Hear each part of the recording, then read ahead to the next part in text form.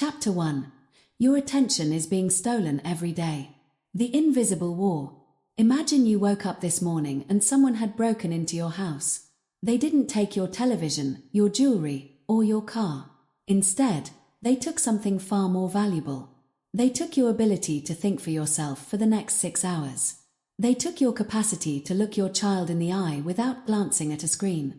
They took the mental energy you were going to use to build your business, your body, or your legacy. You would be outraged. You would call the police. You would demand justice. And yet, this is exactly what happens to you every single day. The only difference is that you aren't being robbed at gunpoint. You are being robbed by a notification. You are being robbed by an algorithm. You are being robbed by a glass rectangle in your pocket that has become the most sophisticated pickpocket in human history. We have entered the era of the attention economy. In this world, your focus is the most valuable resource on the planet. It is more valuable than oil. It is more valuable than gold. Why? Because your attention is the lead domino of your entire life. Everything you have ever achieved, every relationship you have ever built, and every dollar you have ever earned is a direct result of where you placed your attention. If you cannot control your attention, you cannot control your life. The engineering of distraction. Let's pull back the curtain on how this theft happens. You might think that your habit of checking your phone every 6 minutes is a personal failing. You might think you just lack willpower. You are wrong. You are currently participating in a fight that is fundamentally unfair.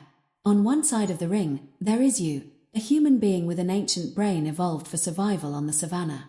On the other side of the ring, there are billion-dollar corporations employing thousands of the world's smartest software engineers, neuroscientists, and behavioral psychologists. Their only job? To keep your eyeballs on the screen for one more second. They use a psychological tactic called variable rewards. This is the same mechanism that makes slot machines the most addictive games in a casino. When you pull down to refresh your feed, you don't know what you're going to get. Most of it is junk. But every once in a while, you see a like, a funny video, or a message from a friend. That hit releases dopamine in your brain. Dopamine is not the chemical of pleasure. It is the chemical of anticipation. It is the I want more molecule. By making the rewards unpredictable, these platforms keep you in a state of perpetual craving. You are being conditioned like a lab rat in a cage, pressing a lever for a pellet of digital sugar. This is not an accident. Distraction is not a byproduct of the modern world. It is the product. The system is working exactly as it was designed. It was designed to destroy your focus because a focused person is a person who doesn't click on ads. A focused person is a person who doesn't scroll for hours. A focused person is dangerous to the bottom line of big tech. The high cost of free. We often say that these platforms are free. They are not free. You are paying for them with your life. Think about it this way. The average person spends 4 to 5 hours a day on their smartphone. Over the course of a year, that is over 1,500 hours. Over a decade, that is nearly 2 years of your waking life spent staring at a screen. What could you have done with those 2 years? You could have mastered a new language. You could have built a 7-figure business. You could have become an elite athlete. You could have written 10 books. Instead, you gave that time away. You traded your potential for the privilege of watching other people live their lives. You traded your greatness for a series of fleeting, digital ghosts. This is the attention debt you are accumulating. And like any debt, it eventually comes due. It comes due in the form of anxiety, a lack of purpose, and the haunting feeling that your life is passing you by while you watch from the sidelines. The myth of the quick check. The most insidious lie we tell ourselves is, I'm just going to check this one thing. You're in the middle of a project. You're writing a report, or you're thinking through a complex problem. You feel a slight itch of boredom or difficulty. So, you tell yourself you'll just check your email for 30 seconds. Here is what the science says. There is no such thing as a quick check. Researchers at the University of California, Irvine, found that it takes an average of 23 minutes and 15 seconds to return to the original task after an interruption. Even if you only look at your phone for 5 seconds, your brain is now carrying attention residue. A part of your mind is still thinking about that email you just saw, or that comment on your post. Your cognitive capacity is slashed. You are operating at a lower IQ. You are essentially working while drunk on distraction. When you allow these quick checks to happen throughout the day, you never reach a state of deep work. You stay in the shallows. And in the shallows, you are replaceable. The world does not pay for shallow work.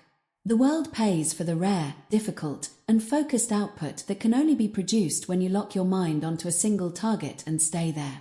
The system is not your friend. You must realize that the world around you is not designed to help you succeed. It is designed to keep you consuming.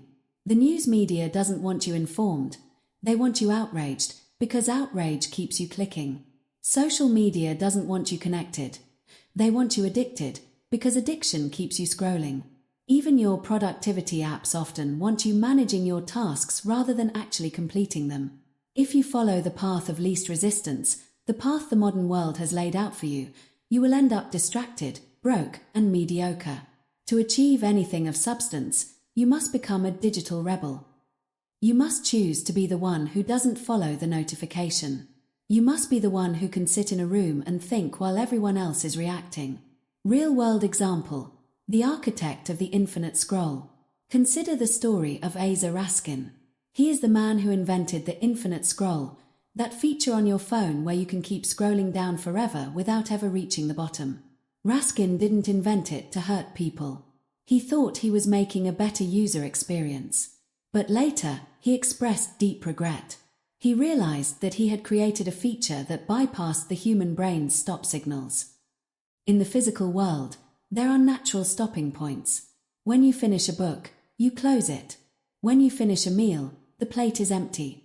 But the infinite scroll created a bottomless bowl. It is a psychological trap that tricks your brain into never stopping. Raskin himself admitted that if we aren't careful, these technologies will chew up our lives. When the creators of these features are warning you, it's time to listen. They don't let their own children use the products they build. They know the truth. The system is rigged. Your first step toward freedom. Focus is not something you have. It is something you defend. The first step in taking your life back is an attention audit. For the next 24 hours, I want you to stop being a passive consumer and start being an observer.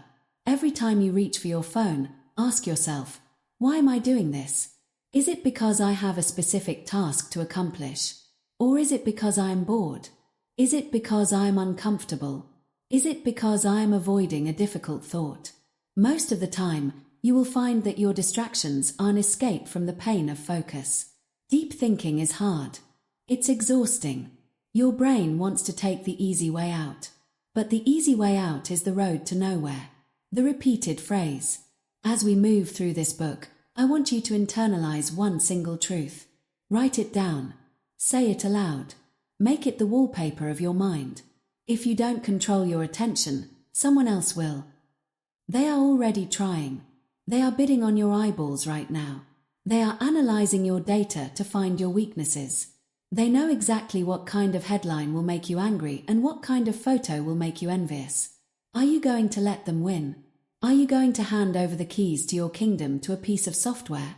Your life is not what you wish for. It is not what you hope for. Your life is exactly what you focus on. If you focus on the trivial, your life will be trivial.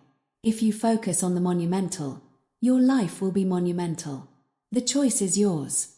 But the window of opportunity is closing. Every day you spend in the cycle of distraction, your focus muscle gets weaker. Every day you surrender your attention, it becomes harder to get it back. The war for your soul starts now. It starts with the very next thing you choose to look at. If you don't control your attention, someone else will. Chapter 2. Stop reacting to everything. The morning ambush. Imagine your life is a ship. You are the captain. You have a map, a destination, and a crew. But the moment you wake up and step onto the deck, you don't look at the map. You don't check the compass.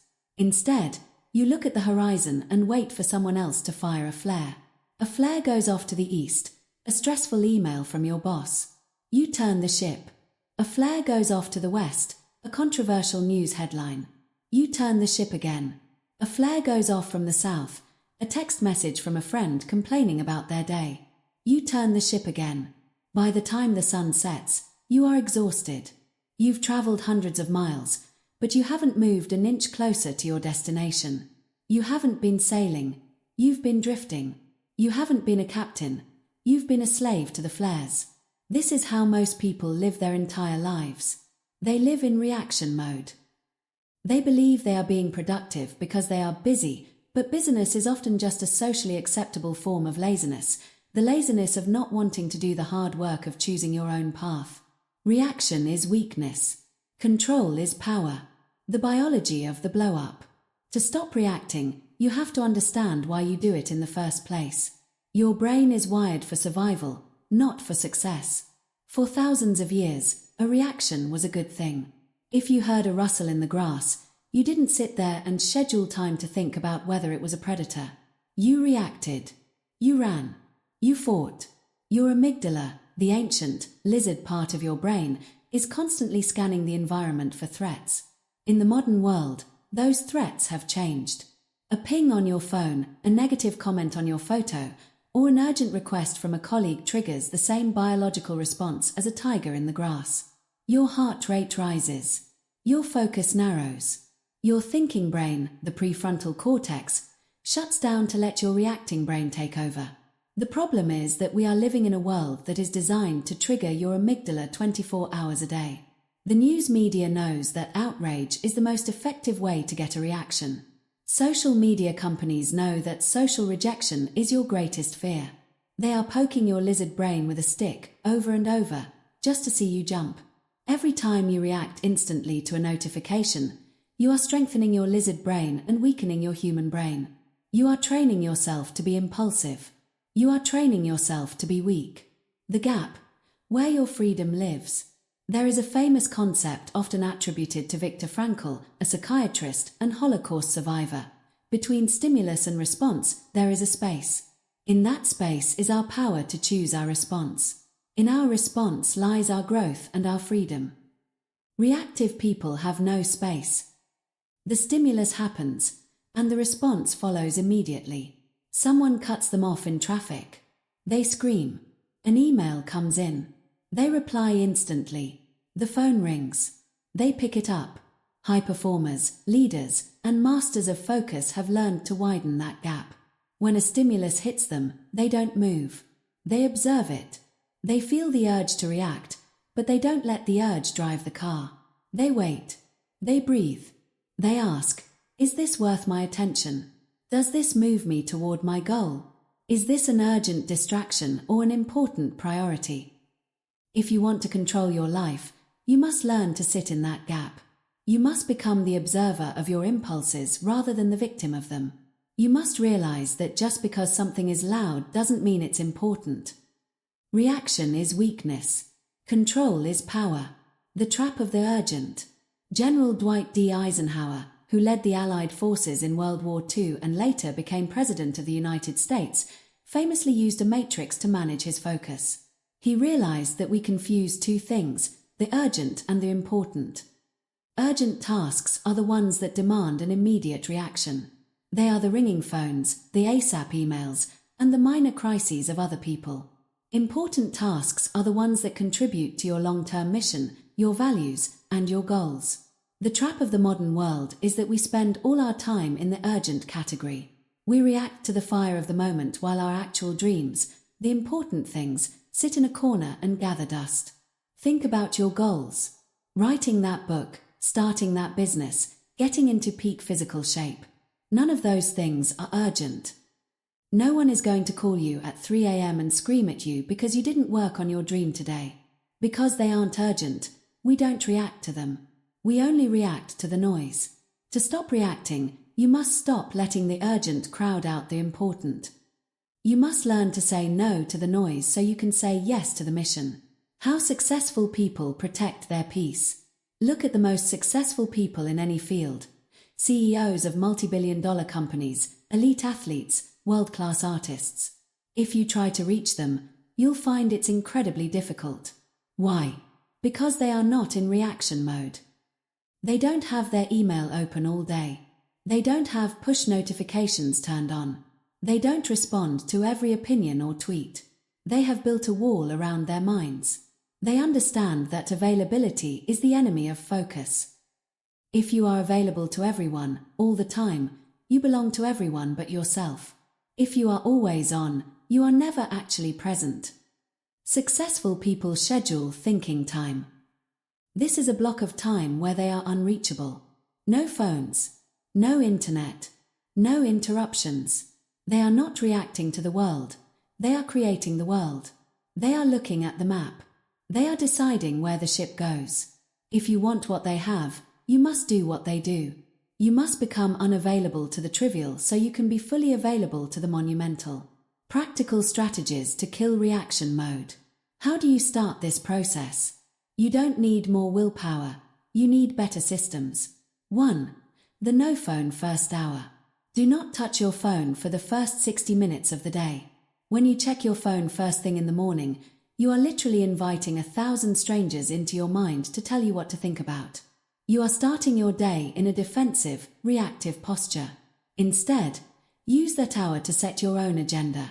Meditate, write, exercise, or work on your most important project. Win the inner battle before you face the outer world. 2. Batch your communications. Stop checking your email and messages every time a little number pops up. That is reactive micromanagement. Instead, batch your responses.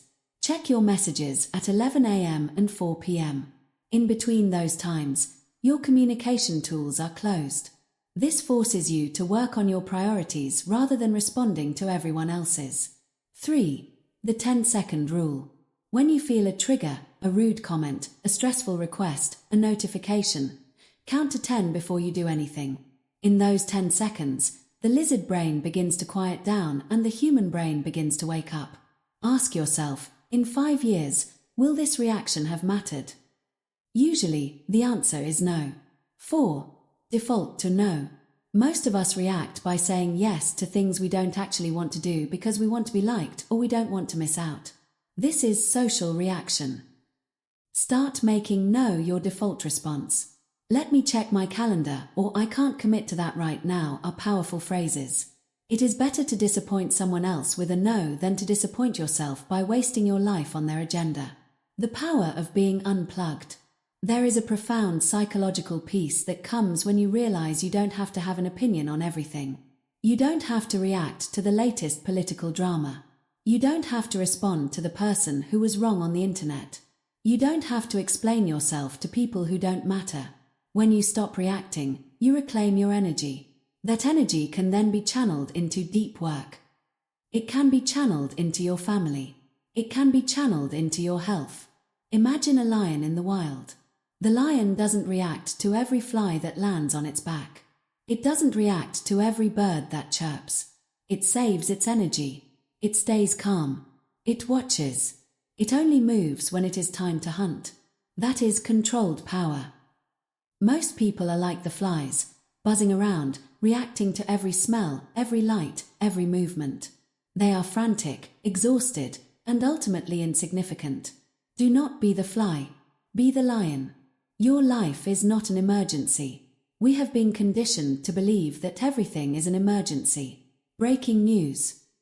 High priority. Limited time offer.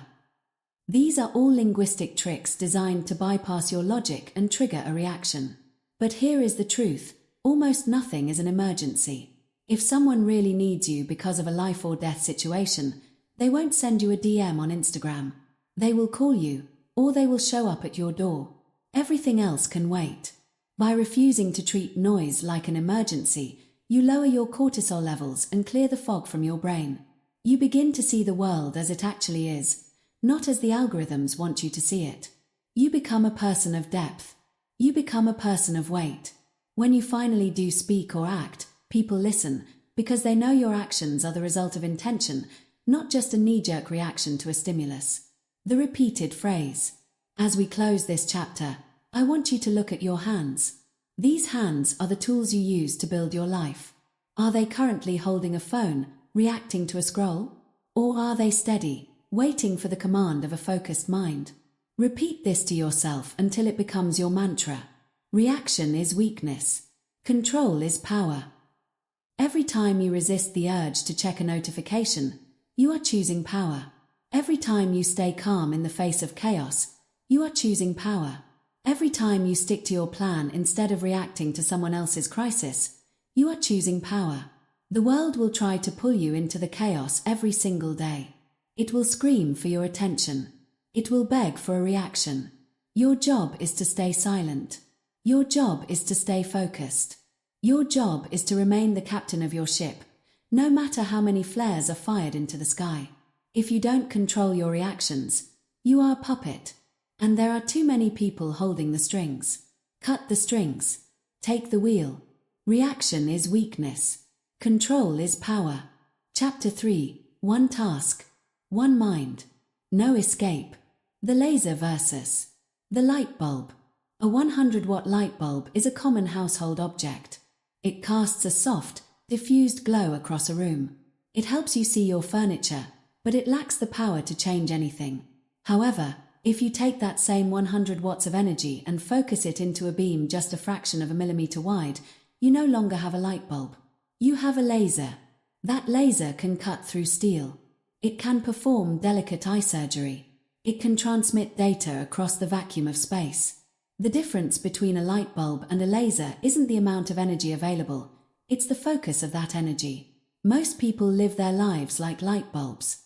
They spread their mental energy across 12 different browser tabs, 3 conversations, a podcast playing in the background, and a half-finished project on their desk. They are illuminating many things, but they are cutting through nothing. If you want to achieve results that the world notices, you must stop being a light bulb. You must become a laser. One task. One mind. No escape. The great multitasking lie. We live in a culture that treats multitasking as a badge of honor. You see it on resumes, excellent multitasker. You see it in offices, people sitting in meetings while typing emails under the table. We have been lied to. We have been told that doing more things at once makes us more productive. The science is clear. The human brain cannot multitask. It is biologically impossible for the prefrontal cortex to process 2 cognitively demanding tasks simultaneously. What you are actually doing is task switching. You are rapidly toggling your attention back and forth between task A and task B. And every time you toggle, you pay a switching tax. Imagine you are driving a car at 60 miles per hour. Every 30 seconds, you slam on the brakes, put the car in reverse, drive 10 feet, slam on the brakes again, put it back in drive, and try to get back up to 60. How much gas would you waste? How long would the engine last? That is exactly what you are doing to your brain when you check a text message while writing a report. You are destroying your momentum. You are burning your cognitive fuel. And most importantly, you are settling for average. The ghost of tasks past. Attention residue. Dr. Sophie Leroy, a business professor at the University of Minnesota, discovered a phenomenon called attention residue. When you switch from task A to task B, your attention does not follow you immediately. A residue of your thoughts remains stuck on the previous task. If you were working on a budget and then jumped into a team meeting, your brain is still partially processing numbers and spreadsheets while your colleagues are talking about strategy. This means you are performing task B with only a fraction of your brain power. You are effectively operating while impaired. Studies show that the drop in IQ caused by constant multitasking is greater than the drop caused by smoking marijuana or losing a full night's sleep. When you try to do everything, you do everything poorly. You make mistakes. You miss nuances. You lose the spark of genius that only appears when the mind is fully submerged in a single sea. To reach the depths, you must stop surfacing every 2 minutes. One task. One mind. No escape. The state of flow. In the 1970s, psychologist Mihaly Csikszentmihalyi coined the term flow. It is that state of being where you lose track of time, where your ego disappears, and where you perform at the very edge of your ability. Athletes call it the zone. Musicians call it the groove. Flow is the ultimate high of the human experience. It is where all world-class work is created. But here is the catch. Flow has an entry requirement. You cannot stumble into flow. It requires a minimum of 15 to 20 minutes of absolute, singular concentration just to reach the gates. If you interrupt yourself at the 14-minute mark, the clock resets. You never get in. Most people never experience flow in their work because they never give themselves those 20 minutes. They live in a state of continuous partial attention. They are never fully in, so they are always partially out. This leads to a life of quiet frustration. You work all day, but you feel like you haven't done anything. That's because you haven't produced anything of depth. Deep work is the only work that matters in the long run. Shallow work keeps you busy. Deep work makes you a master. The no escape philosophy. Why is the third part of our mantra no escape? Because focus is uncomfortable. When you lock yourself into one task, you will eventually hit a wall. You'll reach a part of the project that is difficult, confusing, or boring. In that moment, your brain will scream for an escape. It will suggest you check the news. It will tell you that you're hungry. It will remind you of a random email you forgot to send. This is the point of resistance. Most people fail here.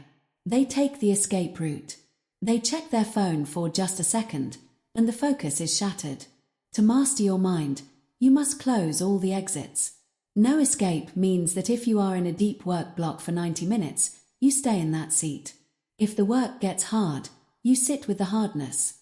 If you get bored, you sit with the boredom. Even if you aren't producing anything in that moment, you do not leave the task. By refusing to escape, you force your brain to find a way through the problem. You signal to your subconscious that there is no plan B. When the brain realizes it can't run away, it does something miraculous. It adapts. It finds the solution. It breaks through the wall. One task. One mind. No escape. Example, the surgeon and the sniper. Think about a neurosurgeon performing a 10-hour operation. Does she check her Instagram when she gets a little bit bored? Does she think about her dinner reservations while she is connecting microscopic blood vessels? Think about an Olympic archer. When they are drawing the bow, is their mind on the crowd? Is their mind on the last shot they missed? No. Their entire universe is the center of the yellow circle. One task. One mind. We admire these people because they represent the pinnacle of human capability. But we fail to realize that the mechanism of their success is available to us, too. You don't have to be a surgeon to use a surgeon's focus. Whether you are coding a website, writing a letter, or cleaning your house, give it the dignity of your full attention. Treat your work as if it were a high-stakes performance. If you wouldn't want your surgeon multitasking, why would you want to multitask on your own life's work? Building the one-task environment. How do you implement this in a world that wants to pull you apart? 1. The single tab rule. If you are working on a computer, try having only one tab open.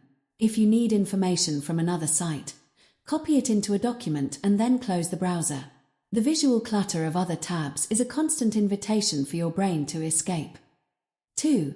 The 90-minute monolith. Research shows that the human brain operates in ultradian rhythms. We can sustain high-level focus for about 90 minutes before we need a break. Set a timer. For those 90 minutes, you are locked in. Phone in a different room. Notifications off. Door closed. Your only job is the task in front of you. 3. The distraction notepad. When you are focusing, brilliant and not so brilliant, ideas will pop into your head. I need to buy milk. I should check the weather for Saturday. Do not act on them. Keep a physical notepad next to you. Write the thought down and immediately return to the task. You have acknowledged the thought, but you haven't let it hijack your mind. 4. Clear the physical workspace. Your brain is constantly processing everything in your field of vision. If your desk is covered in half-finished projects, mail, and trash, your brain is paying a visual tax on those items. Clear everything away except for what you need for the one task at hand. The intellectual advantage of the one mind. In an age of AI and automation, average skills are becoming worthless. If a machine can do it, a human won't be paid much to do it. What can't a machine do? A machine cannot synthesize complex ideas into a new vision. A machine cannot feel the soul of a project. Only a human mind, operating at the highest levels of focus, can create things that are truly original and valuable. By practicing one task, one mind, you are giving yourself a massive competitive advantage. While everyone else is getting dumber and more distracted, you are getting sharper. While they are producing 50% quality work at 200% stress, you are producing 200% quality work at 50% stress. Focus is the force multiplier of your intelligence. A person with an IQ of 110 who can focus for 4 hours straight will outperform a person with an IQ of 140 who cannot focus for 15 minutes. The peace of the present. Beyond productivity, there is a deep psychological peace that comes from one task, one mind. Anxiety is often just the result of a divided mind. It's the feeling of your brain trying to be in 5 places at once. It's the stress of the unfinished tasks haunting the current task. When you commit to one thing, the noise stops. There is a simplicity to it. You are here. The work is here. That is all. The past and the future disappear. In that singular focus, stress cannot survive. Stress requires a split in your attention to grow. When you are all in, you are at peace. The repeated phrase. As you go about your day-to-day, you will be tempted to just check your messages. You will be tempted to listen to a video while you work. You will be tempted to start 3 things at once because it feels busy. In those moments, stop, breathe, recall the laser. One task, one mind, no escape. Say it when you sit down at your desk. Say it when you are tempted to open a new tab. Say it when the work gets hard and you want to run. You are not a light bulb. You are not a diffused, weak glow. You are a concentrated force of nature. You are a builder, a creator, a warrior of the mind. And warriors don't fight 5 battles at once. They win the one in front of them, and then they move to the next.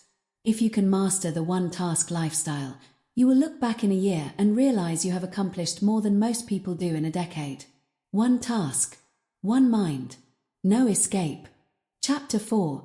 Boredom is the training ground of focus. The fear of silence. Imagine you are standing in line at a grocery store. There are 3 people ahead of you. It will take approximately 4 minutes for you to reach the cashier. What is the first thing you do? If you are like 95% of the modern population, you reach for your pocket. Within 3 seconds of being idle, you have pulled out your phone. You aren't checking for a life-saving medical text. You aren't responding to a crisis. You are simply seeking an escape from 4 minutes of your own company. We have become a society that is terrified of being bored. We treat boredom like a disease, a void that must be filled immediately with digital noise, scrolling feeds, or mindless audio. But in our rush to escape the itch of boredom, we are accidentally destroying the very thing that makes us capable of greatness, our concentration. Boredom is not a waste of time. Boredom is the training ground of focus. If you escape boredom, you escape mastery. The dopamine threshold. To understand why boredom is so hard, we have to look at the chemistry of your brain. Your brain runs on dopamine, the neurotransmitter of more. In the natural world, dopamine was hard to come by. You had to work for it. You had to hunt, gather, or build something to get that sense of reward. Today, we live in a state of dopamine flooding. High-speed internet, social media, and infinite streaming provide a constant, effortless stream of dopamine hits. This has raised your dopamine threshold. Think of it like a physical tolerance to a drug. If you eat sugar with every meal, an apple, which is naturally sweet, will taste bland and boring. If you spend your entire day in a state of hyperstimulation, anything that requires deep, quiet effort, like reading a difficult book, practicing an instrument, or solving a complex business problem, feels like torture. When you say, "I can't focus," what you are actually saying is, "My brain is too addicted to high-speed novelty to tolerate the slow pace of meaningful work." By constantly escaping boredom, you have allowed your concentration muscle to atrophy. You have become a stimulation junkie, and until you detox, you will never be a master. The boring path to greatness. There is a myth that the lives of high achievers are a constant series of eureka moments and exciting breakthroughs. This is a lie sold by movies and social media. The reality of mastery is that it is incredibly boring. An elite violinist spends thousands of hours playing the same scales over and over. A world-class coder spends hours staring at a single bug in a screen of black text. An Olympic swimmer spends years staring at a blue line on the bottom of a pool, lap after lap, in total silence.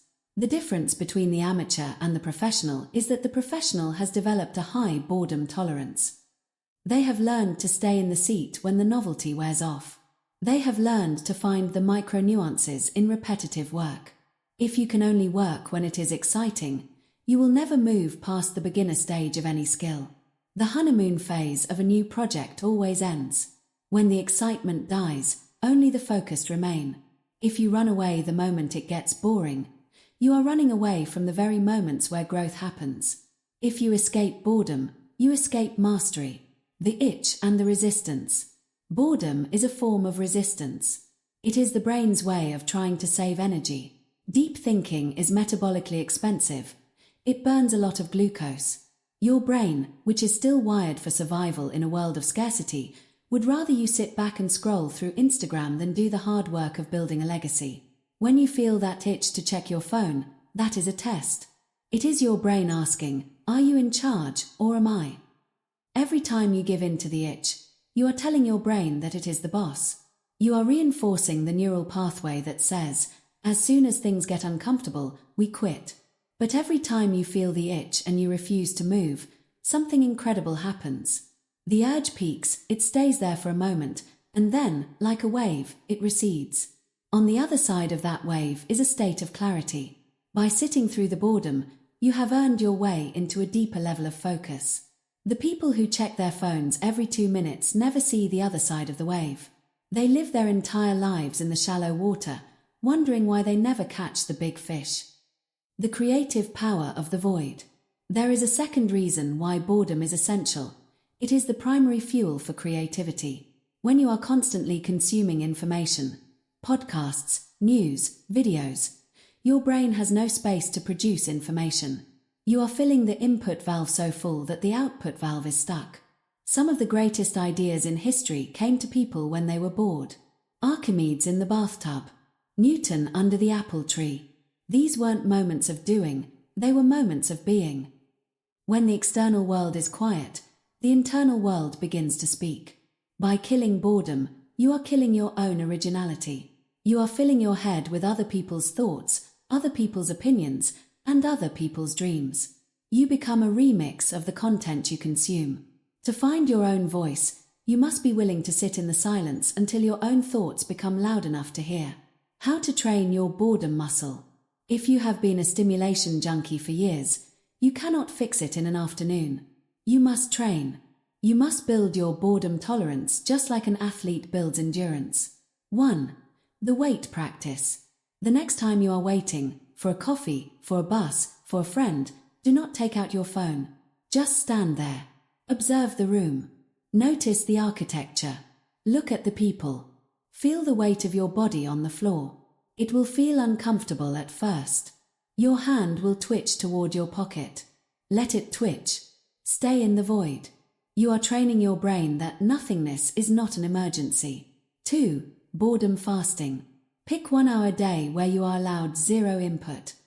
No music, no podcasts, no screens. You can walk, you can clean, or you can sit. But you cannot consume. This forces your brain to recalibrate its dopamine baseline. It cleans the palette of your mind so that when you sit down to work, the work feels more engaging. 3. The 10-minute wall. When you are working and you feel the sudden, intense urge to quit or check a distraction, tell yourself, I will sit here for 10 more minutes. You don't even have to be productive during those 10 minutes. You just have to stay in the seat. Most of the time, the urge will pass before the 10 minutes are up, and you'll find yourself back in the flow. 4. Digital Sabbath. Once a week, try a low dopamine day. Put your phone in a drawer on Friday night and don't touch it until Sunday morning. Go for a long walk. Talk to people in person. Be bored. By the time Monday morning rolls around, your focus will be 10 times sharper than it was on Friday. The superpower of the modern age. In the 1800s, being focused was common. People had no choice. There were no screens. If they wanted to learn something, they had to sit with a book for hours. Today, focus has become a rare skill. And in a global economy, anything that is rare and valuable is worth a fortune.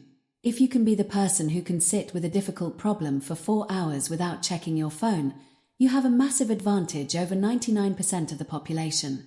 While your competitors are distracted, while they are chasing the next viral trend, while they are reacting to every headline, you are building. You are deepening. You are mastering. Your ability to tolerate boredom is the moat around your career.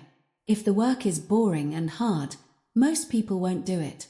That means there is no competition at the finish line.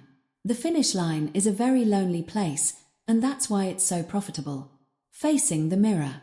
Boredom is often uncomfortable because it acts as a mirror. When we are quiet, we start to hear the things we've been trying to drown out with noise. We hear our own insecurities. We hear our doubts. We hear the voice that asks, "Is this all there is? Am I actually doing what I was meant to do?" Most people use distraction to run away from these questions. They stay busy and stimulated so they never have to face themselves. But you cannot fix a life you are unwilling to look at. You must be willing to be bored enough to hear your own heart. You must be quiet enough to realize where you are going wrong. Focus is not just about getting more work done. It is about making sure you are working on the right things. The repeated phrase, "As you finish this chapter, the world is waiting for you." The notifications are piling up. The red circles on your apps are screaming for your attention. They want to save you from the boredom of this moment. Do not let them. Embrace the quiet. Embrace the repetition. Embrace the grind that feels like nothing is happening. Because beneath the surface of that boredom, the roots of your success are growing. If you escape boredom, you escape mastery. Every great thing you want in this life is on the other side of a boring process. The six-pack abs are on the other side of 1,000 boring meals. The $1 million business is on the other side of 10,000 boring emails and spreadsheets.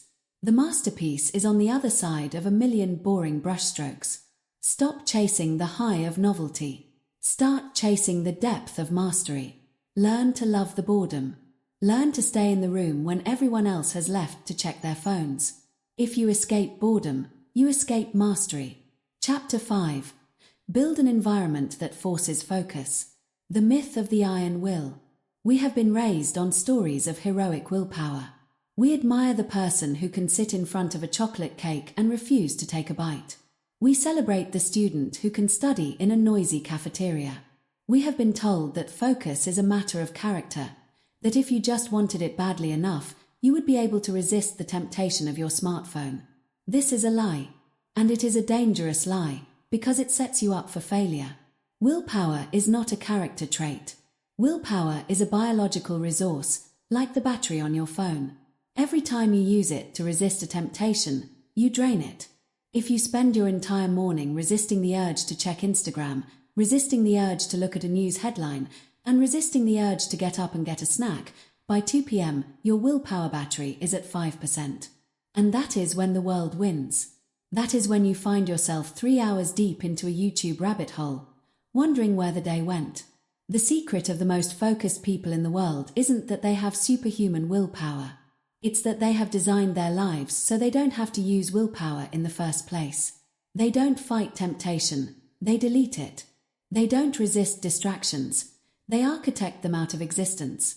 Discipline your environment, and your mind will follow. The Ulysses Pact.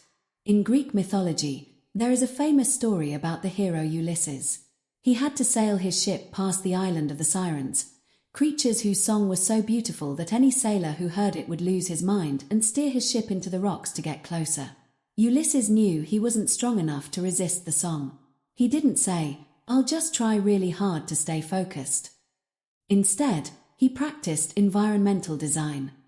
He ordered his crew to plug their ears with beeswax so they couldn't hear the song. Then, he had them tie him to the mast of the ship and commanded them not to let him go, no matter how much he begged or screamed. When the ship passed the Sirens, Ulysses heard the song and went mad with desire. He screamed at his men to untie him. He wanted to throw his life away for that temporary hit of beauty. But because he had disciplined his environment before the temptation arrived, the ship stayed on course. He survived because he was smart enough to realize he was weak. Your smartphone is a siren. Your browser is a siren. The urgent emails from your boss are sirens.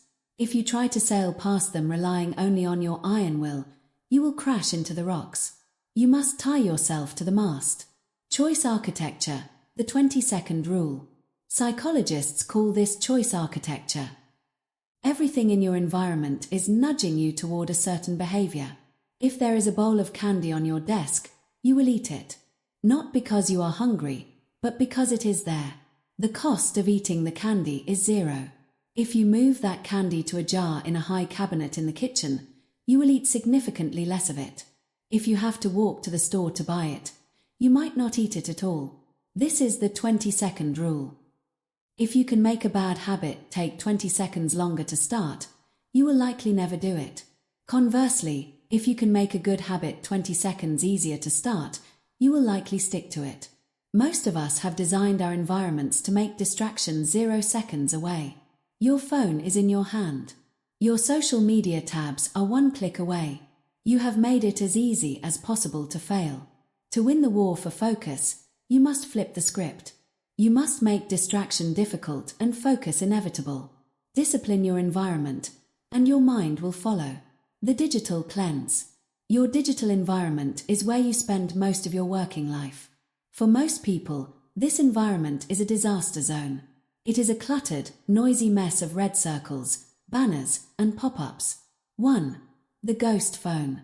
If your phone is in the same room as you, even if it is turned off and face down, it is draining your cognitive capacity.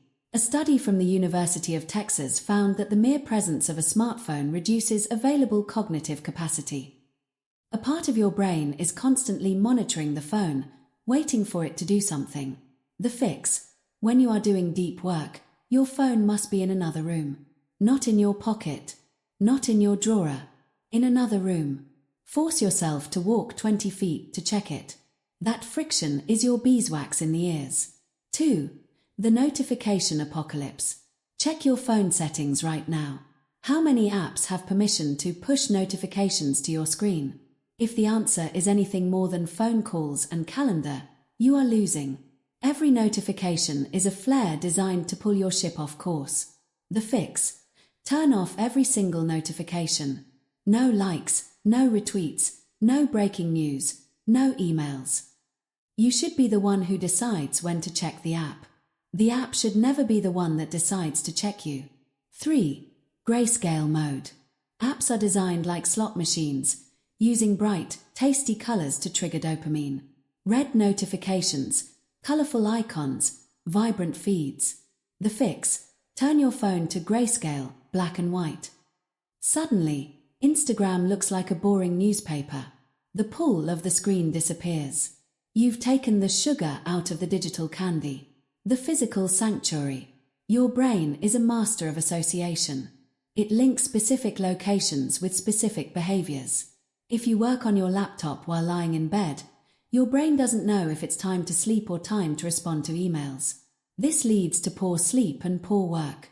If you eat lunch at your desk while scrolling through news, your desk becomes a place of consumption rather than production. You must create a sanctuary of focus. This is a physical space where you only do deep work.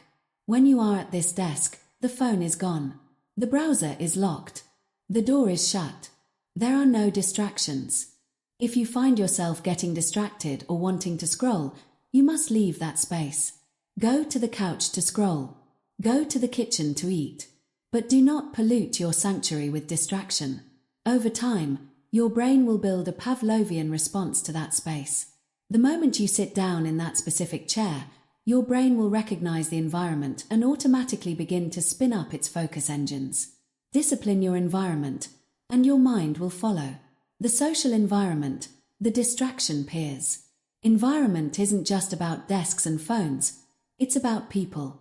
We are social animals. If you work in an office where everyone is constantly pinging each other, chatting, and reacting to the latest drama, it is nearly impossible for you to remain focused. You will feel a social pressure to be available and in the loop. You must set boundaries. You must teach the people around you how to treat your time. The closed door signal. If you have an office, a closed door should mean do not knock unless the building is on fire. The headphone shield. In an open office, big, over-ear headphones are universal do not disturb sign. The status update. On Slack or Teams, don't just go away. Set a status that says, in deep work until 11 a.m. I will respond to all messages then. At first, people might be annoyed. They are used to you being a reactive person. But eventually, they will respect it. In fact, they will begin to envy it. They will see your output skyrocketing while they are still drowning in quick questions. Visual priming, the power of the workspace. What do you see when you look around your workspace? If you see clutter, unwashed coffee mugs, and piles of mail, your brain is processing unfinished business. Every item in your field of vision is a micro-distraction. It is a loop that your brain wants to close. A clean workspace is a clean mind. But you can go further. You can use visual priming to force focus. The one project rule, only have the materials for your current task on your desk. The North Star visual, have a physical representation of your goal in your line of sight. Maybe it's a quote, a picture of the life you want to build, or a deep work tracker showing your progress. Light and air. Research shows that natural light and cool temperatures improve cognitive function. If you are working in a dark, stuffy basement, you are fighting an uphill battle against your own biology. The default settings of your life. Most people live their lives with the factory settings turned on. They use the apps that came with the phone. They follow the schedule their boss gave them.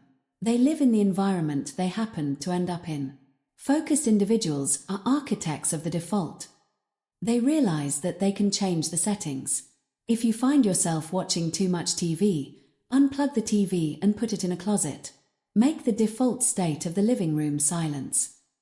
If you check your email too much, delete the app from your phone. Make the default way to check email on the computer. If you spend too much time on news sites, use a website blocker like Freedom or Cold Turkey to lock yourself out during work hours. You are not a victim of your environment. You are the creator of it. If your environment is making you distracted, it is because you have allowed it to be so. It is time to take the beeswax and the rope and tie yourself to the mast of your own ambition. The cost of friction. Every time you have to make a decision, you lose focus. Should I work now or later? Should I check my phone or keep typing? Where did I put that file? The goal of a focused environment is to eliminate decisions. You should wake up and know exactly what your deep work task is. Your computer should already be set up. Your phone should already be in the other room. You want to create a slide where you can simply sit down and gravity pulls you into the work. If you have to set up your focus every morning, you will find excuses not to do it. You must preload your environment the night before. Clean the desk. Write down the one task. Close the distracting tabs. Set the coffee maker. Make it easier to do the work than to avoid the work. The repeated phrase. Your mind is a reflection of your surroundings. You cannot have a high-performance mind in a low-performance environment. You cannot have a 1% life if you are surrounded by 99% distractions. Stop blaming your lack of willpower. Stop calling yourself lazy. You aren't lazy. You are just surrounded by sirens. You are just living in a casino that was designed to make you lose. Take a look around you right now. Does your room look like the room of a master? Does your phone look like the tool of a world-class creator? Or does it look like the playground of a consumer? Change the room. Change the phone. Change the defaults. Discipline your environment, and your mind will follow. When the environment is right, focus becomes effortless. When the environment is right, the itch of distraction disappears. When the environment is right, you become the captain again. Tie yourself to the mast. Plug your ears. Sail past the noise. Discipline your environment, and your mind will follow. Chapter 6. Train your mind like an athlete. The myth of the born genius. We often look at the giants of industry, the world-class novelists, or the elite programmers, and we make a dangerous assumption. We assume they were born with a focus gift. We tell ourselves that they have a brain that naturally stays still, while ours is naturally scattered. This is the ultimate excuse. It's a comforting lie because if focus is a personality trait, then you aren't responsible for your lack of it. If you were just born this way, you can't be blamed for failing to achieve your goals. But the science of neuroplasticity has shattered this myth. Your brain is not a static organ. It is a dynamic, changing system. It is more like a muscle than a computer. Just as a bodybuilder transforms their physique through thousands of hours of lifting iron, a master of focus transforms their brain through thousands of hours of directed attention. Focus is not a gift. It is a skill. And like any skill, it must be trained with the intensity and consistency of an athlete. Focus is a muscle. Train it daily. The mental weightlifting protocol. Think about what happens when you go to the gym to lift a heavy weight. When you press that barbell, you are creating micro tears in your muscle fibers. You are pushing the muscle to its absolute limit. In response, your body realizes it isn't strong enough, so it repairs those fibers to be thicker and stronger. The same thing happens in your brain when you force yourself to focus on a difficult task. When you sit down to solve a problem and you feel that mental burn, that feeling of strain where your brain wants to quit, that is the mental representative in that moment. Your neurons are firing in a specific pattern. The more you force them to fire together, the more they wire together. You are literally building a physical pathway in your brain for concentration. Most people quit the moment they feel the burn. They feel the strain and they think, I must be tired, or I'm just not good at this. So they check their phone. In doing so, they have just dropped the weight before the rep was finished. They have trained their brain to be weak. To train like an athlete, you must lean into the strain. You must realize that the burn isn't a sign to stop. It's a sign that growth is happening. Progressive overload for the mind. An athlete doesn't walk into the gym and try to bench press 400 pounds on the first day. They would snap under the pressure. They start with the bar. They master the form. Then they add 5 pounds. Then 10. This is progressive overload, and you must apply it to your focus. If you currently have the attention span of a goldfish, do not try to do a 4-hour deep work session tomorrow. You will fail, you will feel discouraged, and you will quit. Week 1. The 20-minute set. Set a timer for 20 minutes. During this time, your only job is to stay on one task. No phone, no water breaks, no checking the time. Just 20 minutes. If you feel the urge to switch, you simply notice it and stay. Week 2. The 30-minute set. Once 20 minutes feels easy, you add weight. Move to 30 minutes. Month 1. The 90-minute marathon. Eventually, you will reach the gold standard of focus, the 90-minute block. By gradually increasing the weight of your attention, you are allowing your nervous system to adapt without burning out. You are building attention endurance. Focus is a muscle. Train it daily. Myelin, the insulation of mastery. What is actually happening inside your head when you train? There is a substance in your brain called myelin. It is a fatty tissue that wraps around the long fibers of your neurons, acting like insulation on an electric wire. The more myelin you have, the faster and more accurately the electrical signals move through your brain. High performers have thick layers of myelin around the circuits related to their craft. How do you build myelin? Through deep practice. You build it by focusing intensely on a specific task and repeating it over and over. Every time you get distracted, you stop the myelination process. You are essentially trying to insulate a wire while someone keeps cutting it. When you train your focus like an athlete, you are physically armoring your brain. You are making your concentration faster, more resilient, and more powerful. You are turning a dial-up connection into a fiber optic connection. The interval training of focus.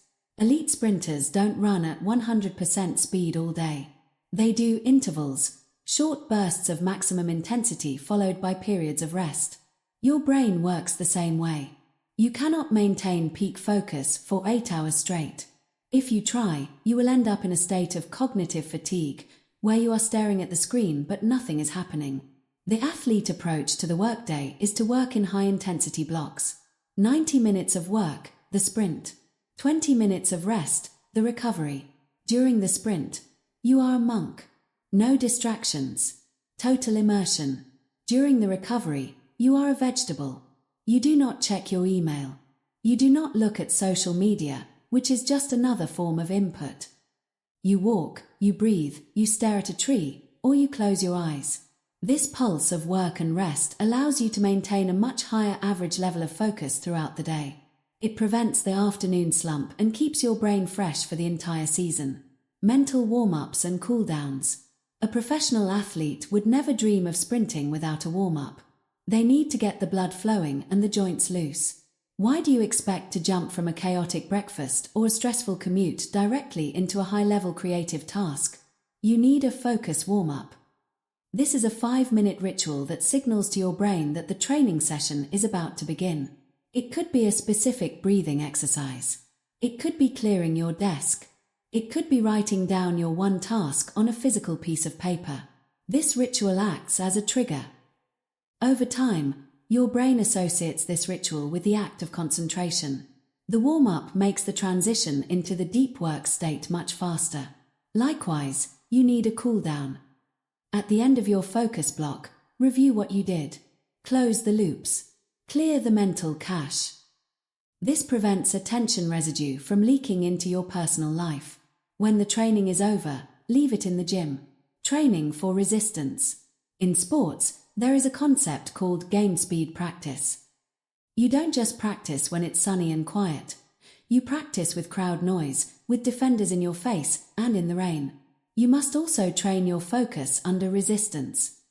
If you can only focus when you have the perfect desk, the perfect lighting, and the perfect noise-cancelling headphones, your focus is fragile.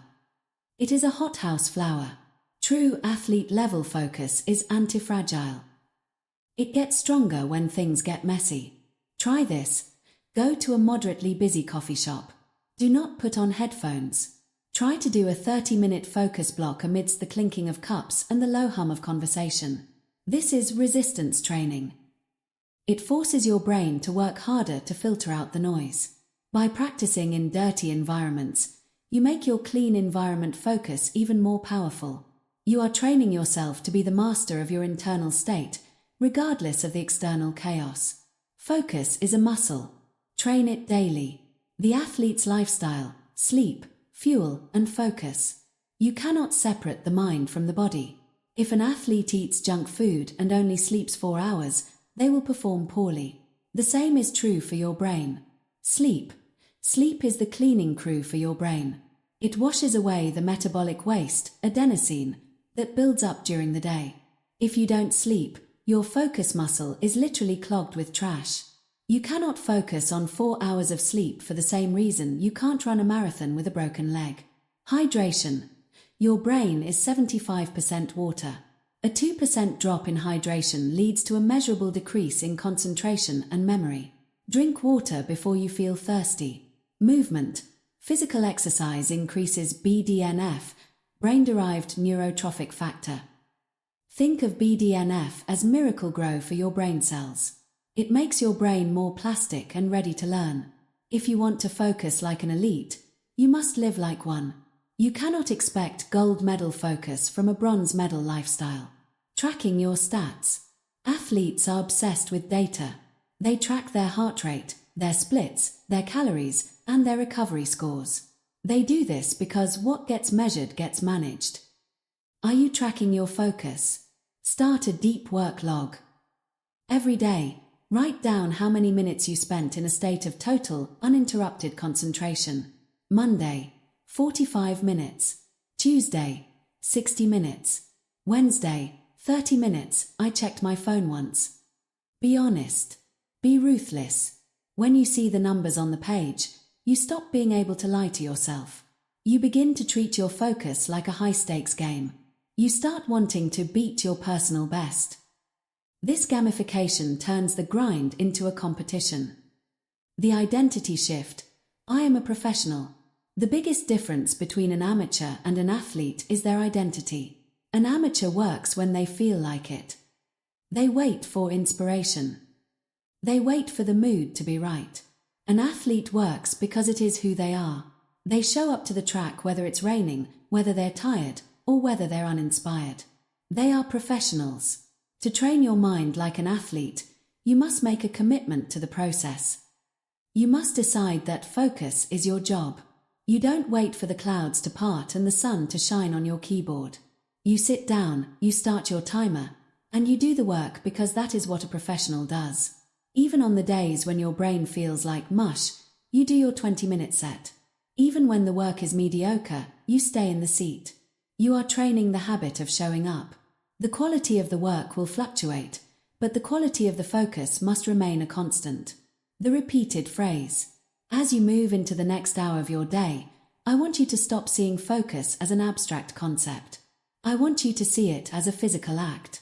Every time you pull your attention away from a distraction and put it back on your work, you have just completed one bicep curl for your brain.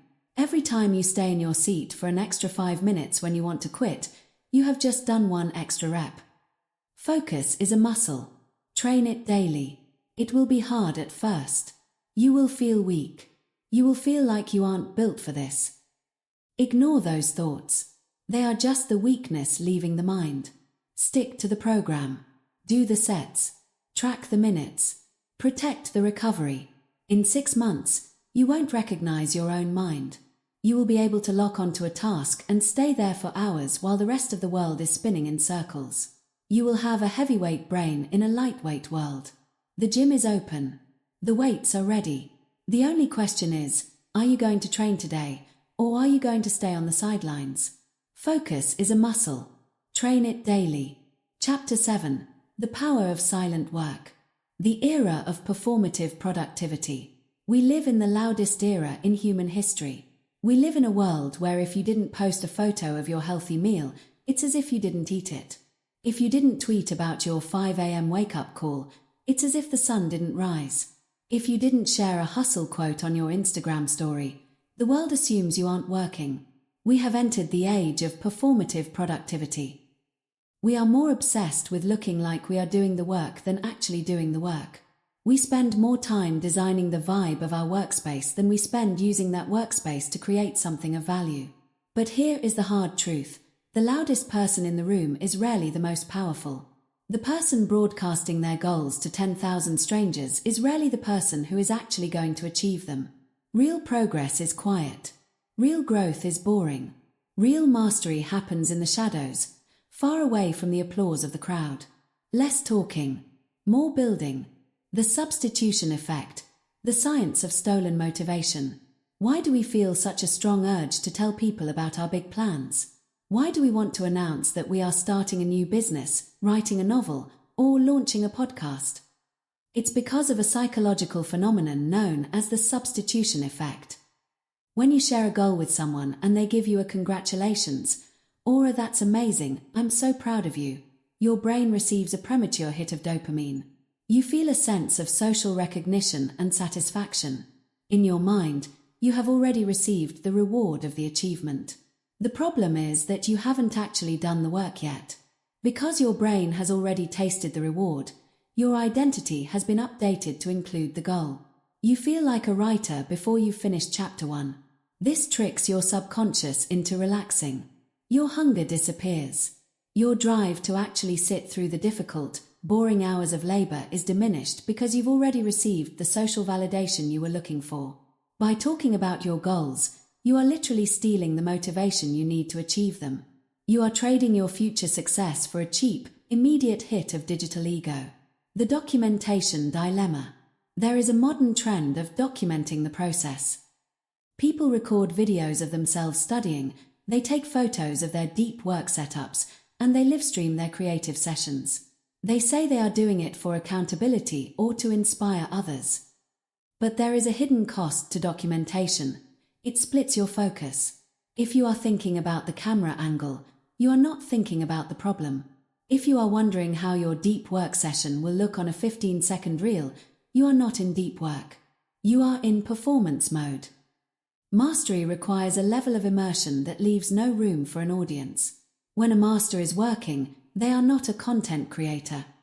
They are a builder. They are a thinker. They are a warrior. The presence of an audience, even a digital one, forces you to self-monitor.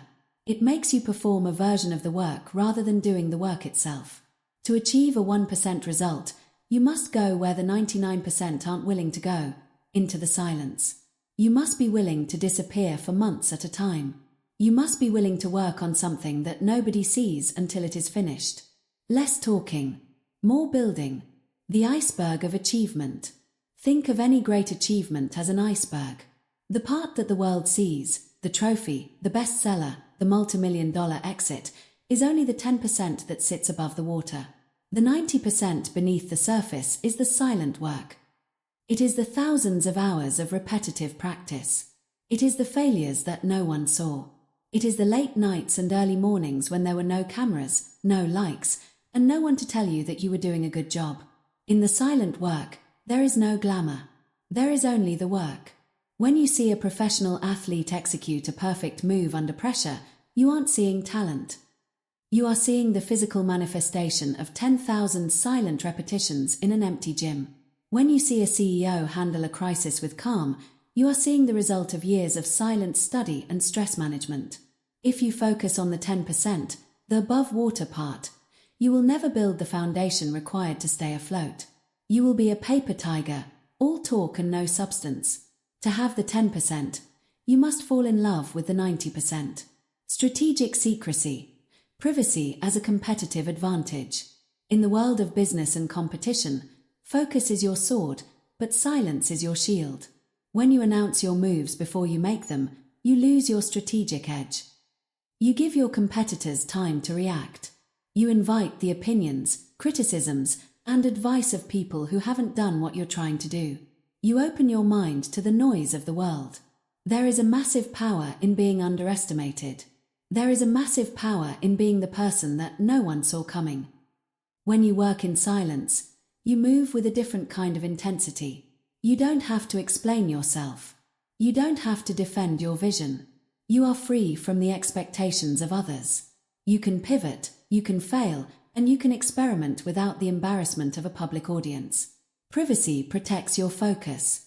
It creates a container for your energy so that it doesn't leak out into the void of social media. By keeping your moves secret, you ensure that 100% of your energy is going into the building and 0% is going into the explaining. Less talking, more building. The trap of the idea guy. We all know the idea guy. He's the person at the party who is always talking about his next big thing. He has a new business idea every week. He talks about them with passion. He's about to start. He's just waiting for the right partner.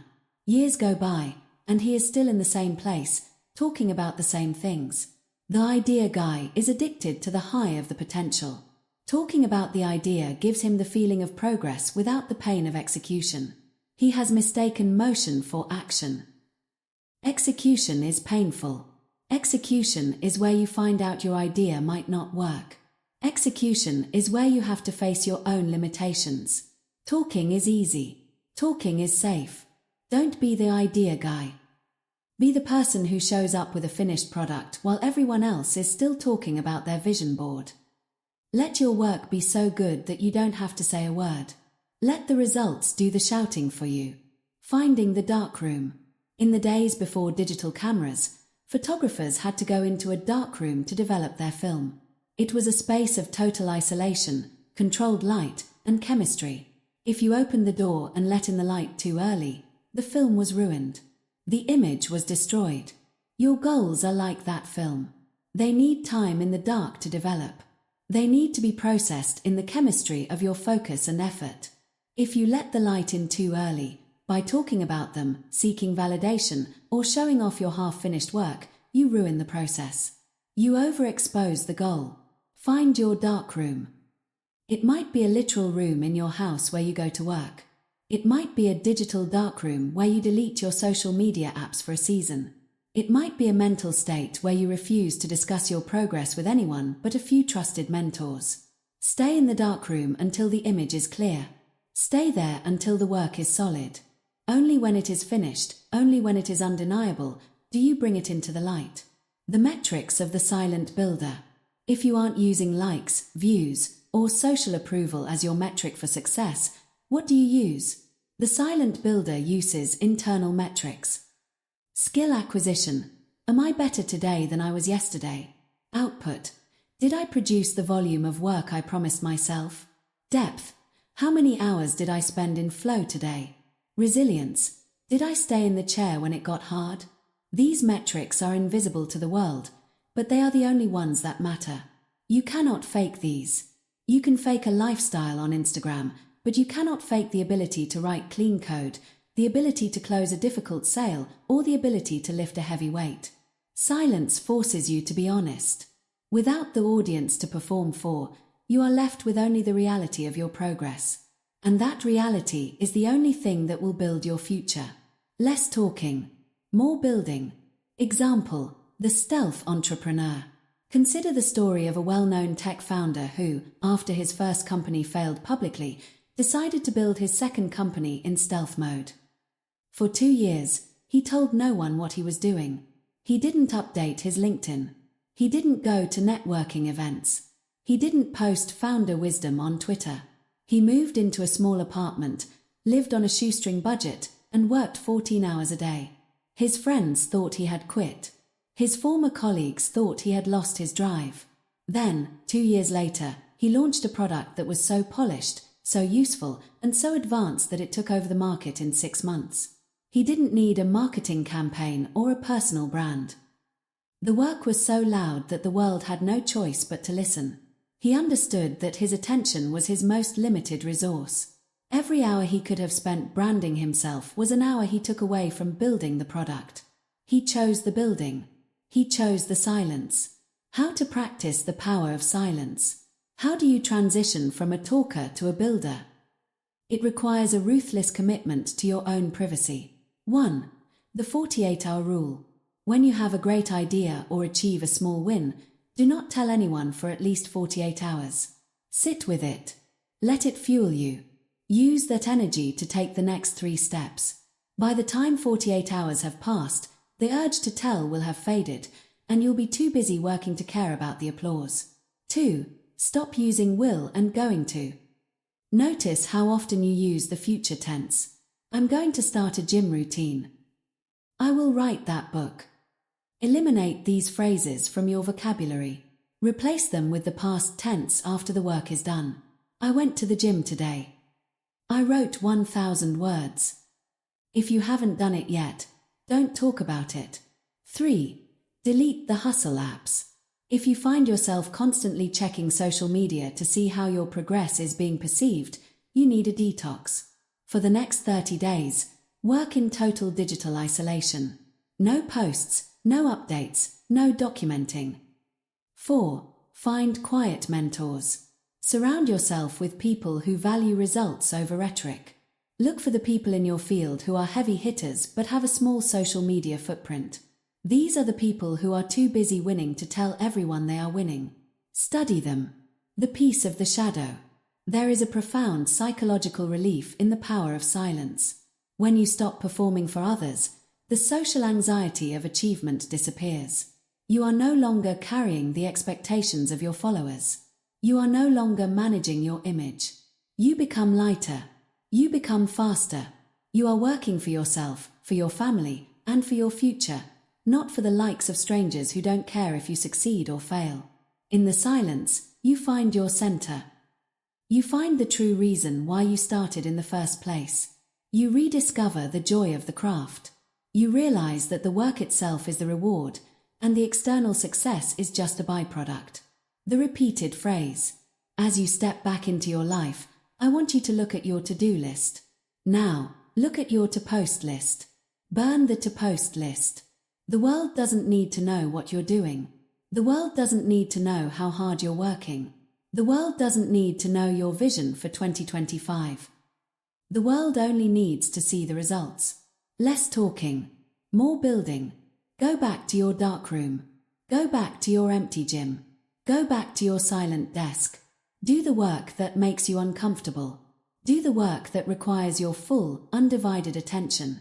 Do the work that no one will applaud you for today, but that everyone will admire you for in a year. Your future is being built in the hours that no one sees.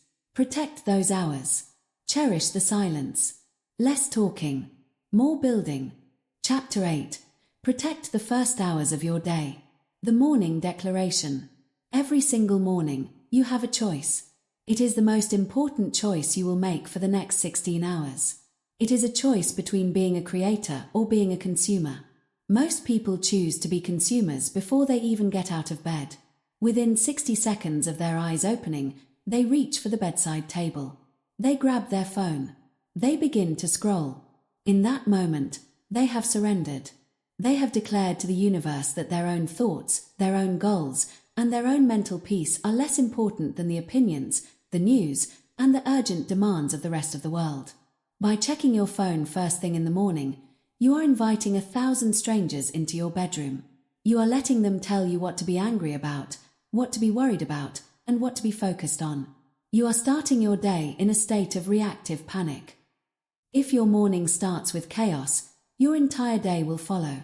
If you lose the first hour, you will spend the next 15 trying to get it back. But if you protect those first hours, you build a fortress of focus that nothing can penetrate. Win the morning. Control the day. The biology of the golden hours. Why are the first hours of the day so special? It isn't just about hustle culture. It's about your biology. When you wake up, your brain is in a unique neurological state. You are transitioning from the delta and theta waves of deep sleep into the alpha and beta waves of waking life. In this alpha state, your brain is highly creative, highly suggestible, and highly focused.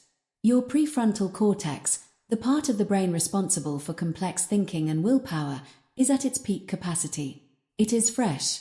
It hasn't been drained by 1,000 minor decisions yet. This is what we call the golden hours. Think of your daily focus like a bucket of clean water. When you wake up, the bucket is full. Every time you check an email, scroll through a feed, or engage in a trivial argument, you are pouring a cup of that water out. By 10 a.m., most people have already poured out half their bucket on things that don't matter.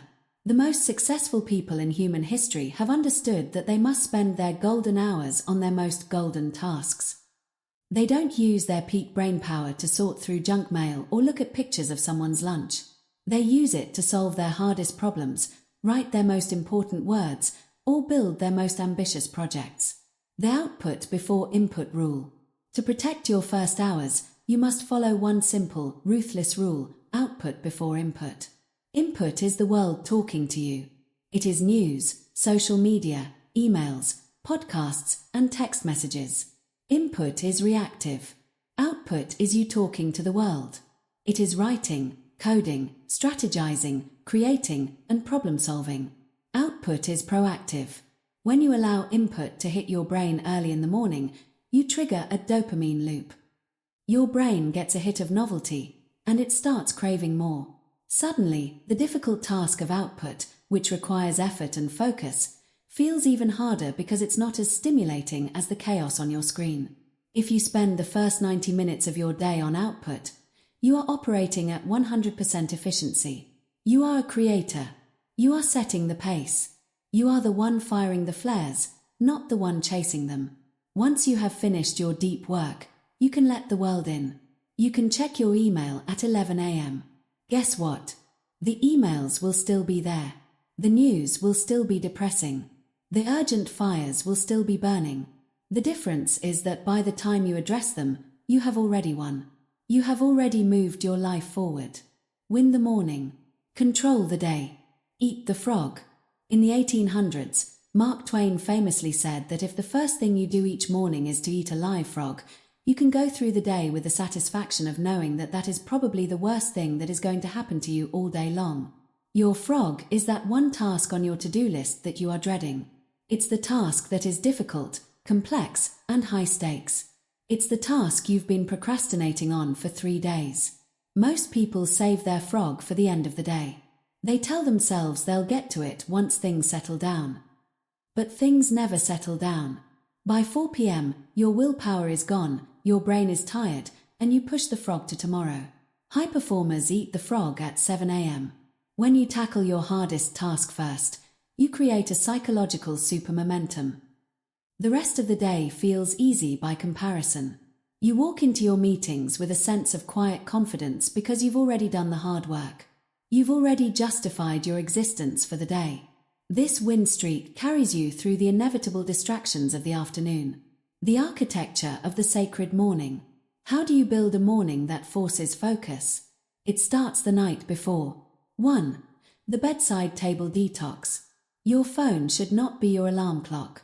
If your phone is the first thing you touch to turn off the noise, the temptation to check your notifications is too high. Buy a $10 analog alarm clock. Put your phone in the kitchen or another room before you go to sleep. Make it physically impossible to check your phone from your bed. 2. The 90-minute moat. Build a moat around your first 90 minutes. During this time, the internet is off. Your phone is on Do Not Disturb, or better yet, still in the other room. No one can reach you. This is your sacred time. If you have a family or a busy household, this might mean waking up an hour before everyone else. That hour of silence is worth 5 hours of interrupted work later in the day. 3. The pre-selected target. Do not sit down at your desk in the morning and ask, "What should I work on?" That is a decision, and every decision drains your willpower. You should decide your one task the night before. When you sit down, you don't think, you execute. Your computer should be open to the exact page or file you need. 4. The minimalist routine. Don't get lost in productivity porn. You don't need a 3-hour morning routine involving ice baths, 19 supplements, and 2 hours of journaling. A long morning routine is often just a form of procrastination. The goal of the morning is to get to the work. Keep your routine simple. Water, movement, focus. The faster you get into deep work, the more successful you will be. The momentum effect. Winning the morning is about more than just getting work done. It's about self-efficacy. Self-efficacy is the belief that you are capable of doing what you say you are going to do. Every time you hit snooze, you are making a promise to yourself and then immediately breaking it. You are telling your subconscious that you are not a person of your word. Every time you check your phone in bed, you are telling yourself that other people's agendas are more important than your own. When you protect your morning, you are building a success identity. You are training your brain to believe that you are a focused, disciplined person who controls their own life. This identity is a force multiplier. When a difficult challenge arises at 2 p.m., a person who won their morning will handle it with poise. A person who lost their morning will crumble into stress and distraction. Win the morning. Control the day. Example, the first 2 hours CEO. There is a famous story of a CEO who manages a multi-billion-dollar portfolio. When asked about his morning routine, people expected him to say he was on the phone with Tokyo or New York at 5 a.m. Instead, he said, "I spend the first 2 hours of my day in total silence. I read, I think, and I work on the most difficult strategic problem facing the company. I do not have a phone. I do not have a computer. I do not talk to my staff. Because if I don't give myself those 2 hours of high-level focus, I am just a very expensive firefighter. I'm just reacting to other people's problems. My job is to see the future, and you can't see the future if you're staring at your inbox." If a man responsible for thousands of employees and billions of dollars can afford to be unavailable for 2 hours, so can you. The world will not end if you don't check your messages until 10 a.m. In fact, the world will start to revolve around you. Managing the urgency guilt. One of the biggest obstacles to protecting your morning is guilt. You feel like you are being rude. You feel like you are slacking because you aren't responding to people. You must realize that responsiveness and productivity are often at odds. The people who are the most responsive, the people who reply to every email in 3 minutes, are rarely the people who change the world. They are the minutiae managers. They are the support staff for other people's dreams. True focus requires a certain level of ruthlessness. You must be willing to let people wait. You must be willing to let an urgent, but not important, email sit in your inbox for a few hours. The people who truly matter will respect your boundaries. They will realize that you are a person of deep work. They will learn that if they want a thoughtful, high-level response from you, they have to wait until your deep work block is over. The weekend trap. Most people protect their mornings from Monday to Friday, but then they let it go on Saturday and Sunday. They wake up late, they scroll for 3 hours, and they let the day drift. While rest is important, the focus muscle doesn't know what day of the week it is. If you spend 2 days a week training your brain to be reactive and distracted, you are undoing the progress you made during the week. Protecting your morning doesn't mean you have to work on the weekends, but it does mean you should protect your attention. Use your Saturday morning for deep connection with your family, for deep reading, or for deep reflection. Do not give it away to the digital casino. Maintain the win the morning habit 7 days a week, and you will find that focus becomes your natural state of being rather than a temporary effort. The reset strategy. What happens if you fail? What if you wake up, feel weak, and find yourself scrolling through TikTok for 45 minutes before you even brush your teeth? Most people say, well, the day is ruined now. I'll start again tomorrow. This is a loser's mentality. If you lose the morning battle, you do not have to lose the day's war. You need a reset protocol. The moment you realize you are in reaction mode, you stop. You put the phone down. You go for a 5-minute walk or take a cold shower. You reset your nervous system. You declare that the morning ends now, and your focus block begins now. You can win the day even if you started it poorly, but only if you have the discipline to stop the reactive spiral the moment you notice it. The repeated phrase. As you listen to this, tomorrow morning is already approaching. The world is already preparing its flares. The algorithms are already loading the content they think will distract you. The urgent emails are already sitting in wait. They are ready for you. Are you ready for them? Will you wake up and surrender your mind to the highest bidder? Or will you build a wall around your morning? Will you be a firefighter or a creator? Win the morning. Control the day. Say it when you set your alarm tonight. Say it when your eyes open tomorrow. Say it when your hand reaches for that phone. The first hours of the day are yours. They are the foundation of your future. They are the only time when the world is quiet enough for you to hear your own genius. Do not sell them for a handful of digital likes. Do not give them away to people who don't care about your goals. Protect the morning like your life depends on it. Because the quality of your morning is the quality of your day. And the quality of your days is the quality of your life. Win the morning. Control the day. Chapter 9. Ignore what doesn't matter. The bankruptcy of attention. Imagine you wake up every morning with $1,440 in your bank account. There is only one catch. You cannot carry the balance over to the next day. Every cent you don't spend is deleted at midnight. If this were your financial reality, you would be the most meticulous spender on earth. You wouldn't throw $50 into the trash. You wouldn't hand $100 to a stranger shouting on a street corner.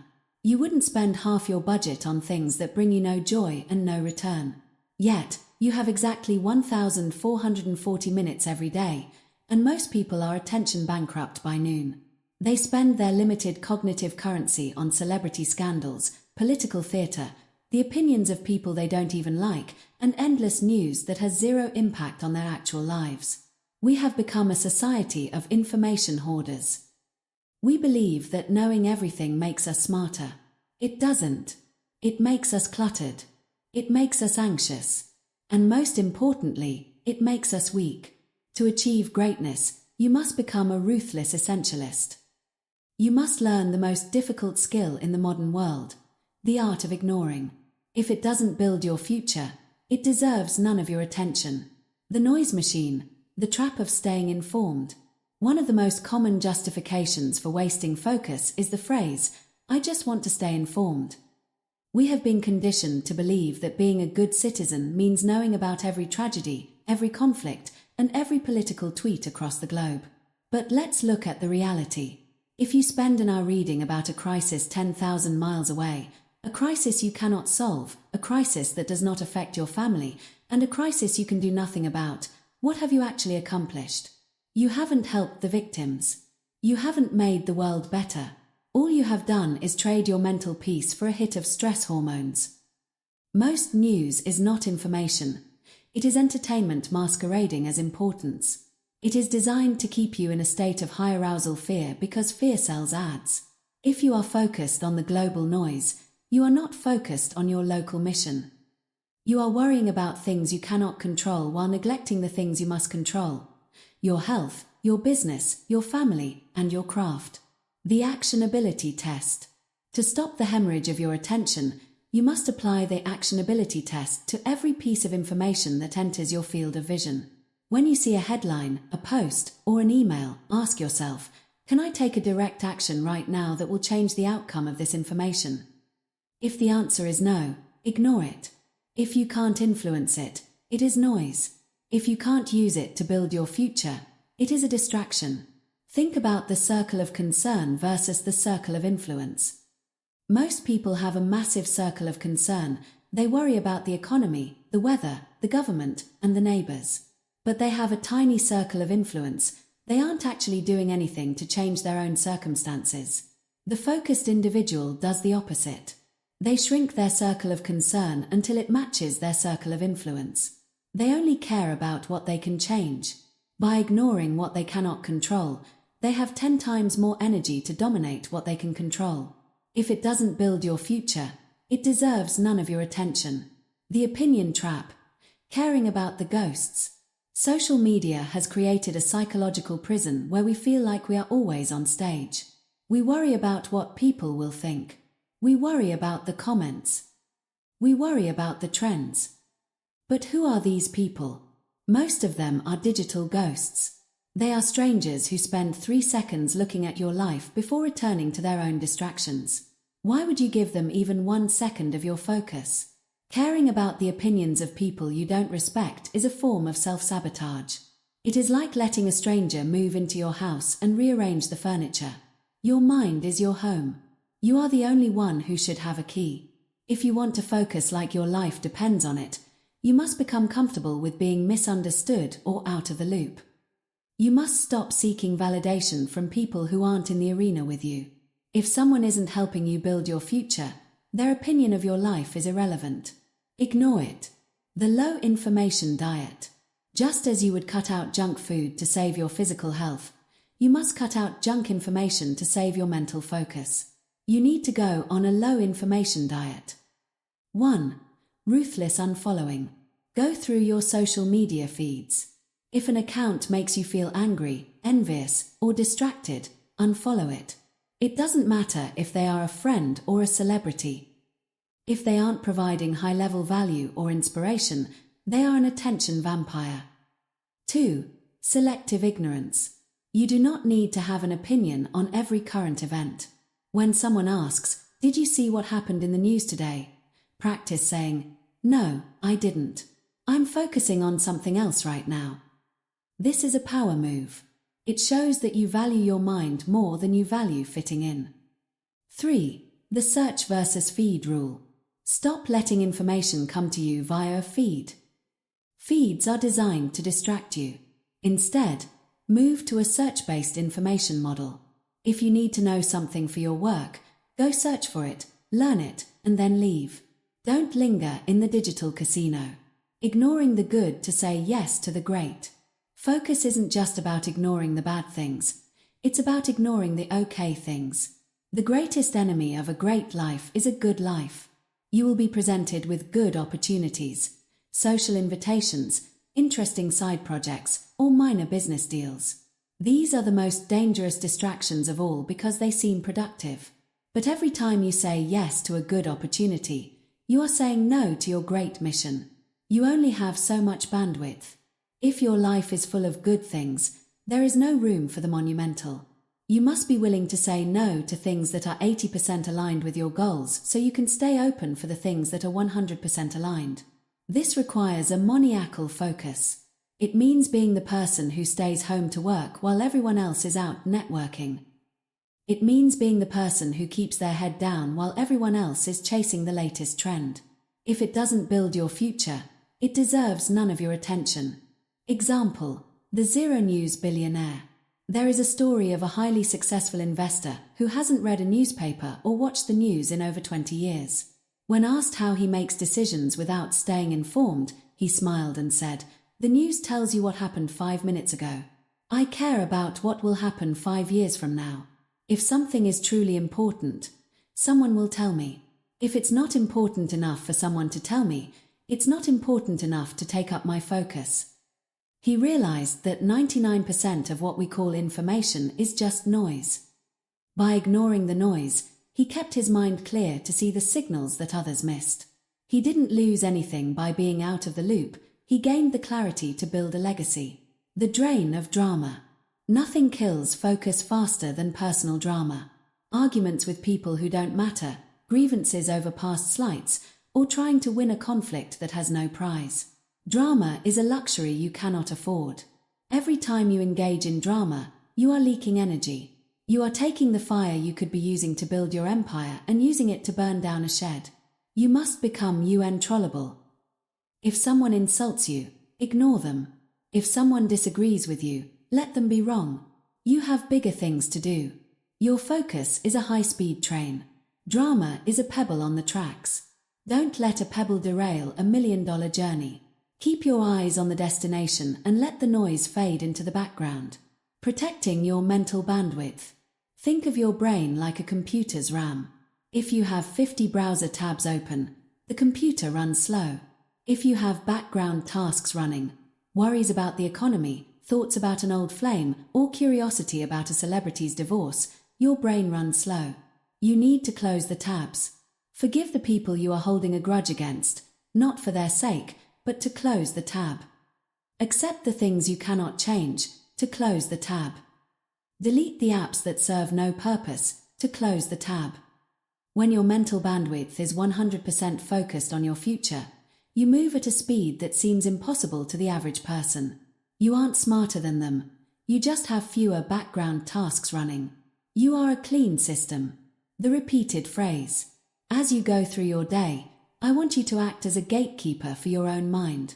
Before you click a link, before you join a conversation, and before you spend 10 minutes worrying about a headline, ask yourself the question, does this build my future? If the answer is no, walk away. If the answer is maybe, walk away. If the answer isn't a hell yes, it is a no. You are a builder. You are a creator. You are an architect of your own destiny. And builders don't spend their time looking at the trash on the sidewalk. They look at the blueprint. They look at the bricks. They look at the sky. The world is going to try to distract you. It is going to try to convince you that everything matters. It's a lie. Almost nothing matters. Only a few things, your health, your work, your people, and your purpose, deserve your focus. If it doesn't build your future, it deserves none of your attention. Stop being a global warrior and start being a local warrior. Ignore the noise. Protect the signal. Build the future. Chapter 10. Obsession beats talent. The tragedy of potential. We have all met the talented failure. He is the man who was the smartest kid in his high school class, but today he is working a job he hates, blaming the world for his lack of success. He has potential, but potential is the most expensive thing in the world because it usually yields no return. On the other end of the spectrum, we have the obsessed amateur. This is the person who wasn't particularly gifted. They weren't the fastest, the smartest, or the most connected. But they had something the genius lacked.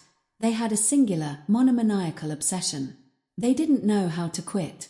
They didn't know how to look away. In the long run, the world doesn't reward natural ability. The world rewards the person who can stay focused on a single target long after everyone else has gotten bored and gone home. Talent is a head start, but obsession is the fuel that wins the marathon. Focused obsession changes everything. The unreasonable mind. The word obsession has a negative connotation in our modern, balanced society. When someone is obsessed, we call them unstable. We tell them to relax. We tell them to find balance. We tell them they are taking things too seriously. But look at the history books.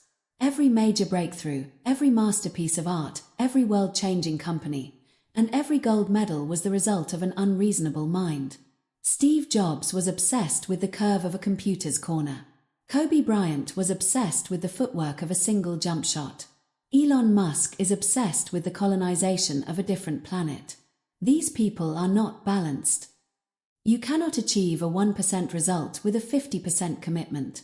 Balance is for the average. Mastery requires an all-in bet on yourself. Obsession is simply the state of being so focused on a goal that the distractions of the world become invisible. It is the ultimate form of focus. The talent trap. Why the gifted fail. Talent is often a curse in disguise. When things come easy to you at the beginning, you never learn the grit required for the middle. You never build the focus muscle because you don't think you need it. The talented person relies on their spark.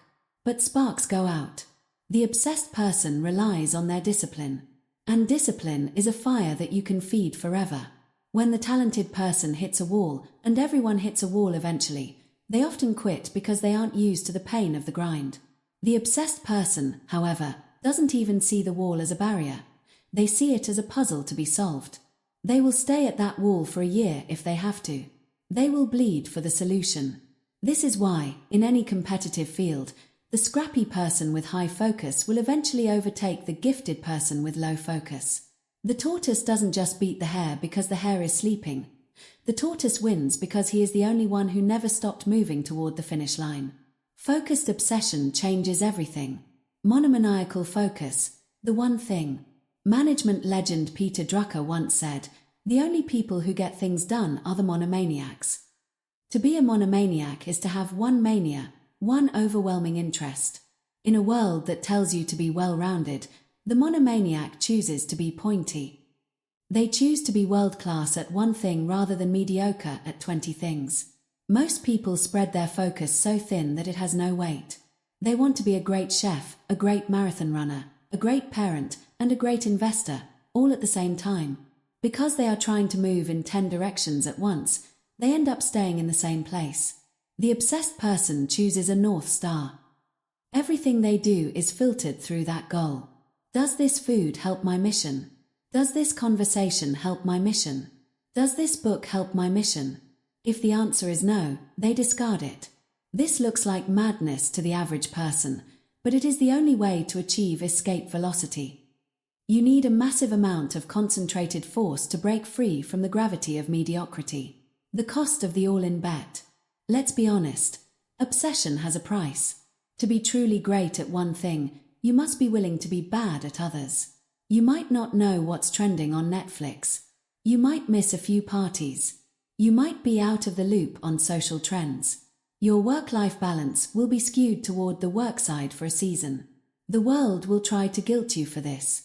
They will tell you that you are missing out. But you have to ask yourself, what am I missing out on? Are you missing out on another year of being average? Are you missing out on the privilege of being distracted? The obsessed person realizes that having it all is a myth. You can have anything you want, but you cannot have everything you want. Focus is the act of choosing your anything and ruthlessly sacrificing everything else. The deep practice of the obsessed. Obsession isn't just about working hard. It's about how you work. The obsessed person engages in deep practice. They don't just put in the hours, they put in focused repetitions. They are constantly looking for the error. They want to find the weakness in their game so they can crush it. While the talented person is coasting on what they already know, the obsessed person is leaning into what they don't know. They are working at the edge of their capability. This is uncomfortable. This is exhausting. But this is where the brain rewires itself. By staying in that zone of discomfort for hours a day, the obsessed person undergoes a metamorphosis. They don't just get better, they become a different version of themselves. They develop a sixth sense for their craft that talent can never replicate. Focused obsession changes everything. How to cultivate helpful obsession. You might be thinking, I'm not an obsessed person. I get distracted easily. Remember, focus is a muscle, and obsession is just focus 2.0. You can cultivate it. 1. Find your true why. You cannot be obsessed with something you don't care about. You can't be obsessed with making money for very long, because money is a shallow motivator. You need a deep why. Are you doing this to prove people wrong? To provide for your family? To solve a problem that haunts you? Find the emotional fuel. 2. Total immersion. If you want to be obsessed, you must surround yourself with your goal. Read the books. Listen to the podcasts. Surround yourself with the people who are already where you want to be. Turn your entire life into a research lab for your mission. 3. Set unreasonable standards. Refuse to accept good enough. The obsessed person is their own harshest critic. They don't compare themselves to the person next to them. They compare themselves to the perfect version of the work. 4. Burn the boats. Eliminate the safety nets. If you have a plan B, you will never give your plan the level of focus it requires. When you know that failure is not an option, when your life depends on your focus, you will find a level of intensity you didn't know you possessed. Example: the Mamba mentality. The late Kobe Bryant was not the most naturally athletic player in the NBA. There were players who could jump higher and run faster. But Kobe's obsession was legendary. He would show up at the gym at 4 a.m., hours before his teammates. He would stay until 9 p.m. He would watch film of his own mistakes until his eyes burned. He didn't do this because he had to. He did it because he was obsessed with the art of the game. His teammates called it the Mamba mentality. It wasn't about the points. It was about the relentless pursuit of the best version of himself. While the talented players were out at clubs, Kobe was in the gym, focusing on his footwork. In the end, he didn't just win championships. He became a symbol of what the human mind can do when it refuses to look away. He proved that obsession beats talent every single time. The final transformation. This book is titled Focus Like Your Life Depends on It. In this final chapter, I want you to realize that this isn't just a metaphor. Your life, the one you were meant to live, the one you dream about in your quietest moments, does depend on your focus. It depends on your ability to stop reacting, stop multitasking, and start obsessing. The version of you that achieves your dreams is not a smarter version of you. It is a more focused version of you.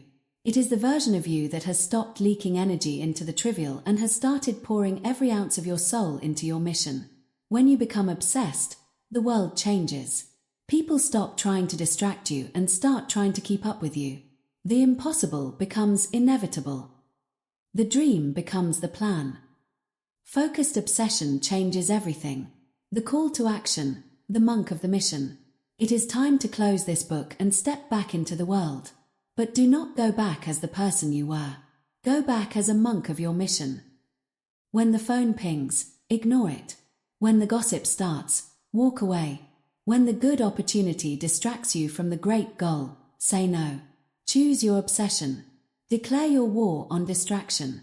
You have been given a brain that is capable of incredible things, but only if you point it at one thing at a time. Do not waste another minute of your 1440. Do not give away another second of your attention to people who don't deserve it. Lock in. Stay in the room. Endure the boredom. Build the environment. Train the muscle. Silence the noise. Protect the morning. And most of all, be obsessed. The world belongs to the focused. The future belongs to the obsessed. Your life is waiting for you to notice it. Focus like your life depends on it. One task. One mind. No escape. Reaction is weakness. Control is power. If you don't control your attention, someone else will. Focused obsession changes everything.